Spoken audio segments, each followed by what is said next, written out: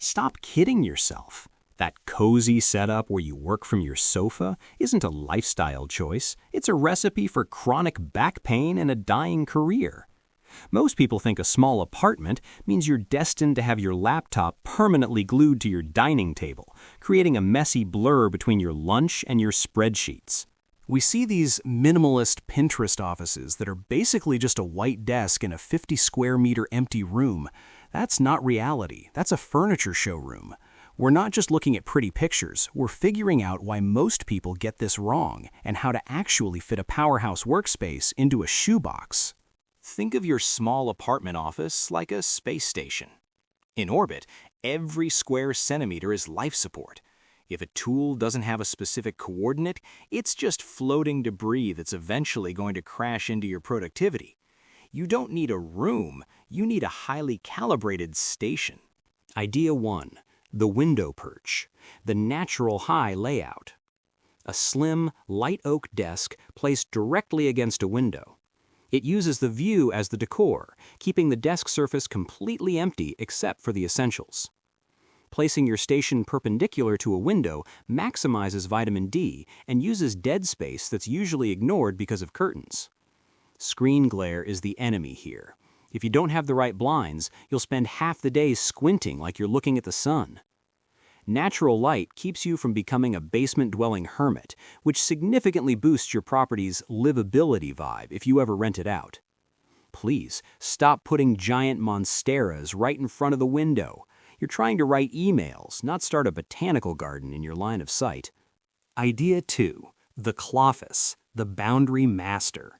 A closet with the doors removed or replaced with a sleek curtain, revealing a built-in looking desk that perfectly fits the alcove. It looks like the apartment was designed for a CEO. This is the ultimate psychological reversal. You think you need more open space, but actually, enclosure is the answer. It creates a physical end of day when you close the curtain or door. Airflow. Closets were designed for shirts, not breathing humans. You'll need a small, quiet fan or you'll bake in there by 2 p.m. It preserves the home in home office. When the work is done, the office literally disappears. Idea 3. The floating minimum, the wall hugger. A wall-mounted floating desk with 0 legs. It creates an unbroken floor line, which makes any small room feel twice as large. Legs are visual clutter. By removing them, the space station feels lighter and allows you to tuck your chair completely away, keeping the walkway clear. The hidden challenge is the weight limits. Don't try to sit on it, and for the love of design, make sure you're mounting it into studs, or your expensive iMac will become a floor ornament. The long-term win of this idea is minimalist mounting is timeless. It's a layout that says, I'm organized, even if your life is a mess. P.S. Those aesthetic-leaning ladder desks, they're a lie. One accidental bump and your entire career slides onto the floor. Stick to a real wall mount. Idea 4. The corridor console. A very narrow, long console desk placed in a hallway or behind a sofa. It's sleek, linear, and looks like a piece of art furniture. Why?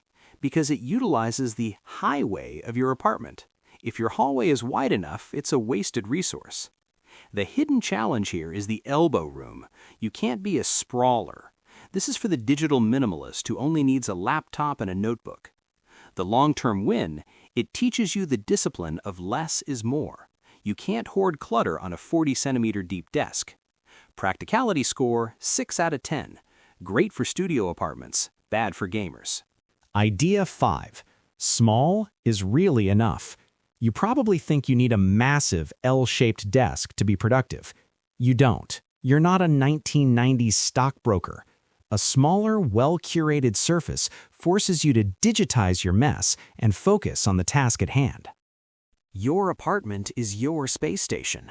Don't let the debris of a poorly planned office ruin your mission. Just remember these 3 practical takeaways. 1. Prioritize the floor. If the floor is clear, the room feels big. Use floating furniture where possible. 2. Define the zone. Use a rug or a different wall color to tell your brain, I am at work now. 3. Light is life. If you can't be near a window, invest in 4000K daylight LEDs. Yellow light makes you sleepy. Blue light makes you a robot. Aim for the middle. Remember, it's not just for looks, it's for life.